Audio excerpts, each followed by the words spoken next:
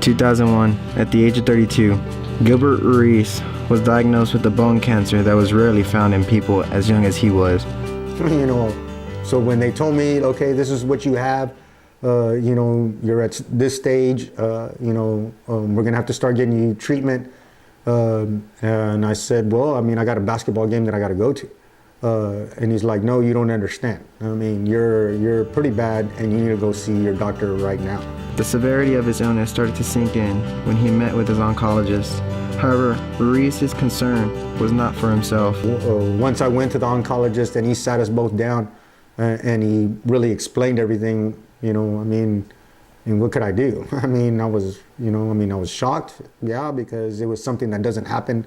What I have doesn't happen to a lot of people, and when it does, it happens to people that are really old. Like I just took it in stride, to be honest. You know, I didn't cry, I didn't worry about it because I couldn't change it. I mean, all I can do is deal with it. I was more worried about how it affected everybody else, to be honest.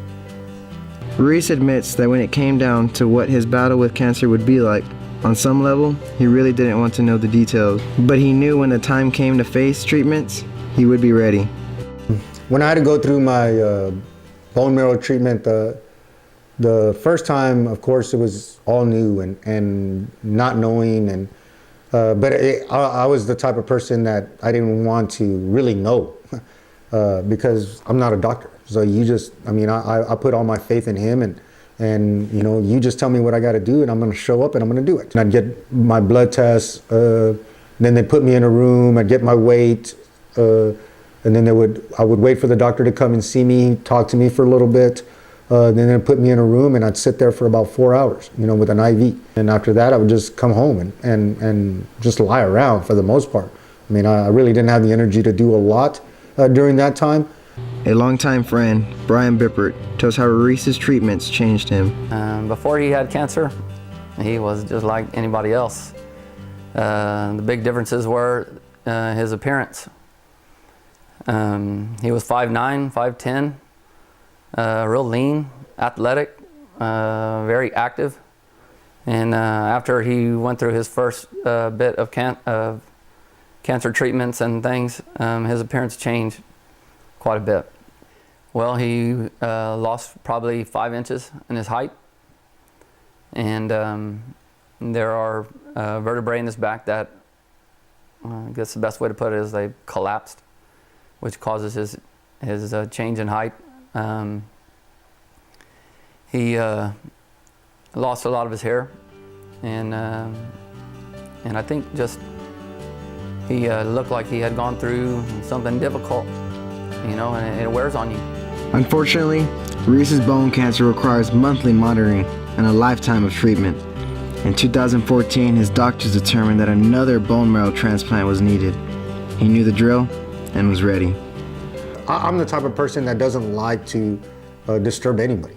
I don't like help, you know. If it's something, I believe that I can do anything. What Ruiz was not ready for was the attention and interest of the community and school district where he works as a teacher and coach. I convinced him to let Lytle love him.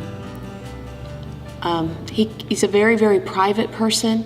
He's also pig-headed and stubborn, and doesn't like people involved in his personal life. But when he was facing potential financial issues with his treatment and a possibility of not being able to work, we decided to host a run in his honor. Lytle loves Coach Ruiz. Over a 10-year period, Ruiz approached his battle with cancer with such courage and quiet determination that he managed to inspire an entire community, starting with his students. The long runs, it just basically made me mentally and physically stronger to go 100% and to not back down. I feel pretty inspired since he beat death once, and that's a pretty good accomplishment. And Coach Ruiz is like, no, it's not fine. There's a winner and there's a loser, and it's better to be the winner. And really that's what students don't have, is they leave school thinking that it's okay to be second best, and Coach Ruiz lets them know that no, you need to be the best. I know very few people that put forth the amount of time and effort and passion into their job that he does.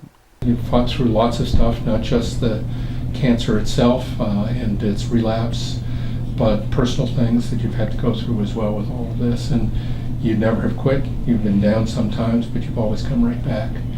And it's really quite remarkable. Even today, Ruiz is overwhelmed by the attention and accolades he receives.